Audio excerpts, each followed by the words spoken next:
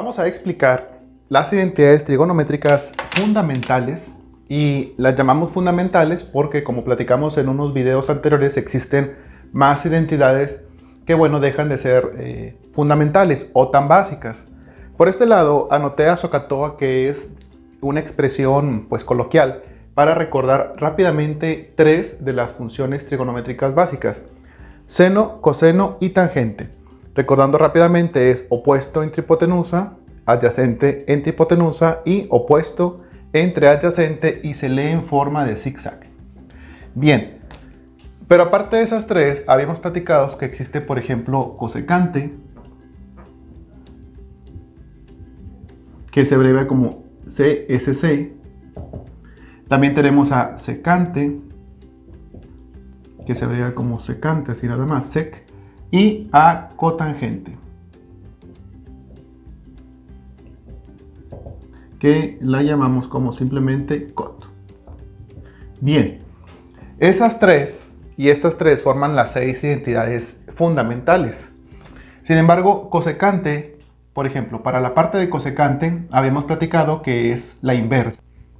¿Por qué? Porque si tenemos que seno del ángulo es igual a opuesto entre hipotenusa, la cosecante del ángulo,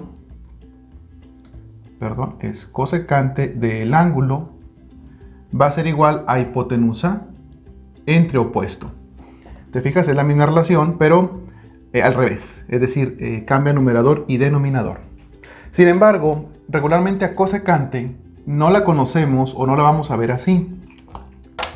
En libros de matemáticas, cosecante del ángulo es igual a 1 dividido sobre seno del ángulo. Por eso se le llama recíproco. Recordemos que una de las reglas algebraicas del recíproco es invertir la fracción y se le llama recíproco a esa operación. Entonces, cosecante es el recíproco de seno. ¿Por qué podemos estar seguros de que esta relación es correcta? Y a poner el 1 ahí, realmente es hipotenusa entre opuesto. Por lo siguiente, si yo, por ejemplo, vamos a hacer lo siguiente, vamos a sustituir esta identidad seno aquí.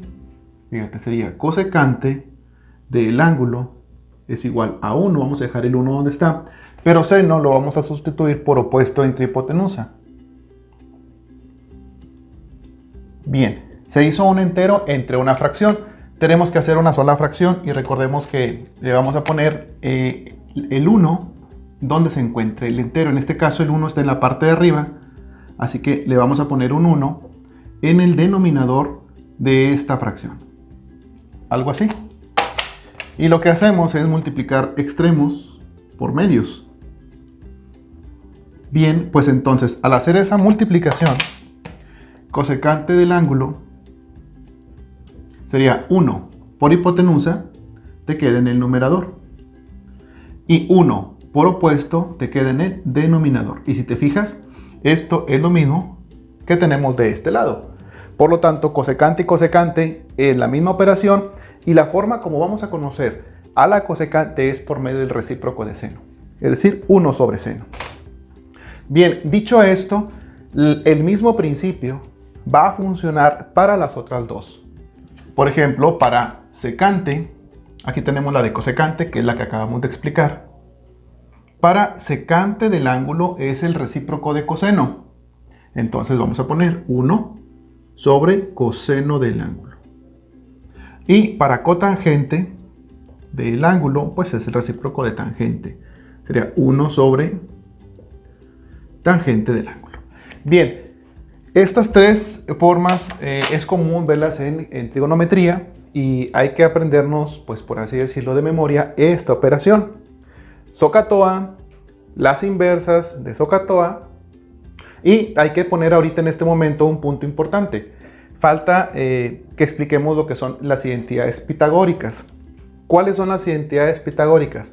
Bueno, rápidamente, recordando el teorema de Pitágoras, c cuadrada es igual a a cuadrada más b cuadrada. Esto nos lo enseñaron desde la secundaria, y el teorema de Pitágoras nos va a ayudar a encontrar la distancia lineal de cualquier lado de un triángulo. pero ese triángulo tiene que ser rectángulo para que se aplique tal cual. Siempre la letra C va a ser la hipotenusa. Y estos dos van a ser los catetos. No importa si A o B y A están invertidos. En realidad el cateto opuesto y el adyacente van a estar en función de dónde se encuentre el ángulo agudo a tratar, como platicamos también en un ejemplo anterior. Pero la letra C siempre va a ser hipotenusa. Entonces, si yo tengo un triángulo rectángulo, o este es mi intento de triángulo rectángulo, aquí tengo el ángulo recto, este siempre va a ser C. ¿Quién va a ser A y quién va a ser B? Pues en realidad no es tan efectivo o digamos tan relevante en este momento, sino hasta que no sepamos cuál va a ser el ángulo agudo que vamos a trabajar. Si el ángulo agudo está aquí, entonces este es el opuesto. Y a este le puedo poner la letra A. Si el ángulo agudo está de este lado, bueno, entonces el lado opuesto es este y este va a ser para mí la letra A. Obviamente, donde ponga la A, el otro lado tiene que ser B. Entonces vamos a nombrarlo en este momento, pues no importa dónde pongamos A o a B. Pero repito, la letra C siempre tiene que ser la diagonal. Bien, si lo que necesito encontrar es la hipotenusa, aplicamos el teorema de Pitágoras tal cual, como está aquí. Pero si lo que necesito encontrar es algún cateto, entonces necesito despejar de aquí al cateto que necesite. Por ejemplo, si yo conozco, digamos que conozco este valor, digamos que este vale 8, este vale 3, vamos a poner un número más grande, este vale 5, y necesito encontrar a A. ¿Cuánto vale A? Si conozco 2 de 3, entonces el teorema de Pitágoras es muy sencillo de aplicar. Nada más lo que tenemos que hacer es despejar de aquí a la letra A. Entonces, si yo necesito A, pues lo que va a pasar es que AB, por ejemplo, esta así, sería C cuadrada es igual a A cuadrada más B cuadrada. El objetivo es dejar a A solo, entonces B cuadrada la paso para acá con signo contrario, para que quede la A sola. Entonces me quedaría C cuadrada menos B cuadrada, recuerda que este es positivo, esto va a ser igual a A cuadrada. Y de esta forma ya tengo despejada del teorema de Pitágoras el cateto A. Si lo que necesito es el cateto B, pues va a ocurrir la misma situación, pero en vez de pasar a A, pasamos a B. Y te va a quedar C cuadrada menos A cuadrada es igual a B cuadrada. Si te fijas, para los dos catetos, la operación es muy similar. Cuando lo que necesita encontrar es a A o a B, se van a restar la hipotenusa del cateto.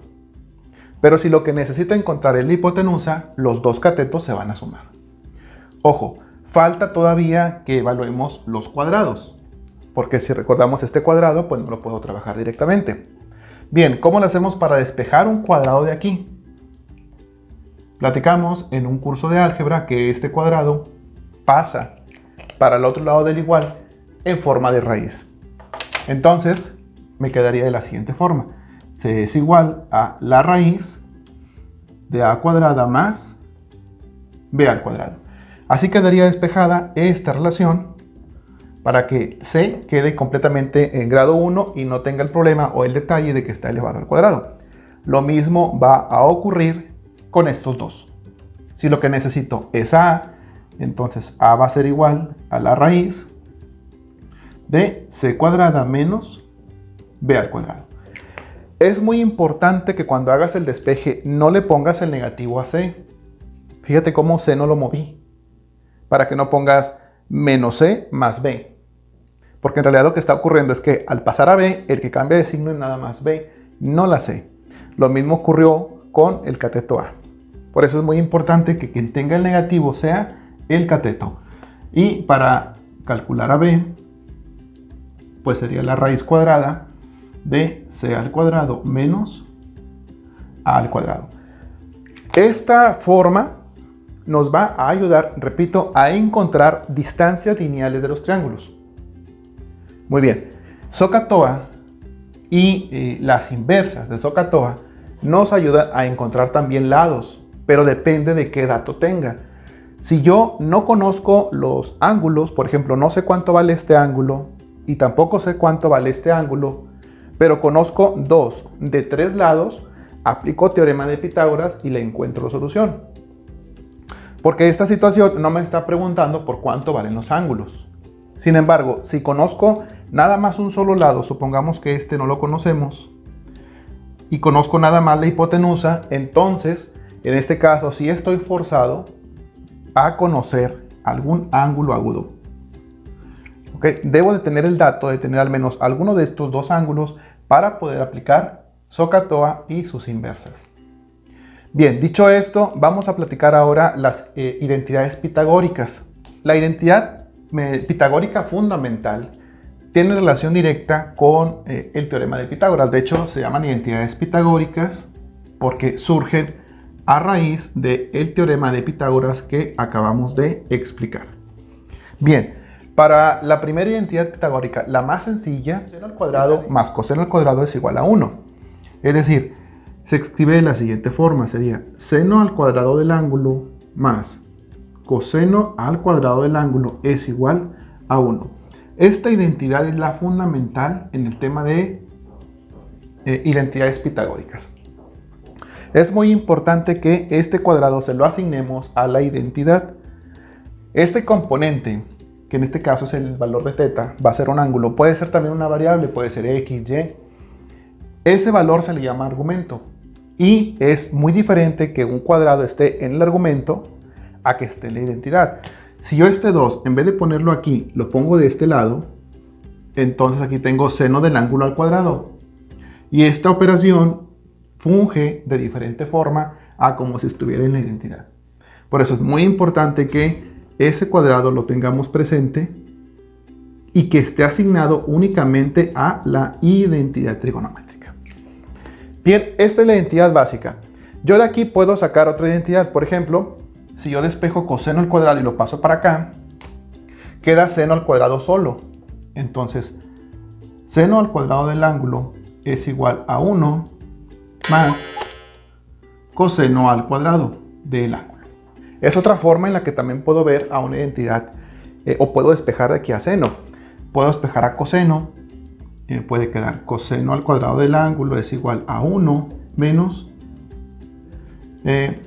este es negativo, 1 menos seno al cuadrado del ángulo. Si te fijas, estas dos formas estoy nada más despejando a esta operación y me va a servir en un futuro para algunos cálculos en dado caso de que yo necesite tener alguna de estas identidades solas. Pero estamos dando la introducción a lo que son las identidades pitagóricas, nada más. Bien, aquí también podemos aplicar otras identidades o se pueden utilizar de diferentes formas de la siguiente manera. ¿Qué es lo que vamos a hacer? Vamos a cancelar una identidad. Vamos a empezar con la identidad seno. Para poder cancelar a seno no significa que lo vaya a hacer 0, lo quiero hacer la unidad. Y recordemos que siempre que tengamos un número dividido sobre otro número igual es la unidad de la respuesta. Entonces vamos a dividir todo sobre seno al cuadrado del ángulo. Pero al hacer en la primera operación, pues entonces todo eso también se va a ver afectado. Muy bien, ahora sí ya puedo hacer esta primera cancelación. Este valor se hace 1.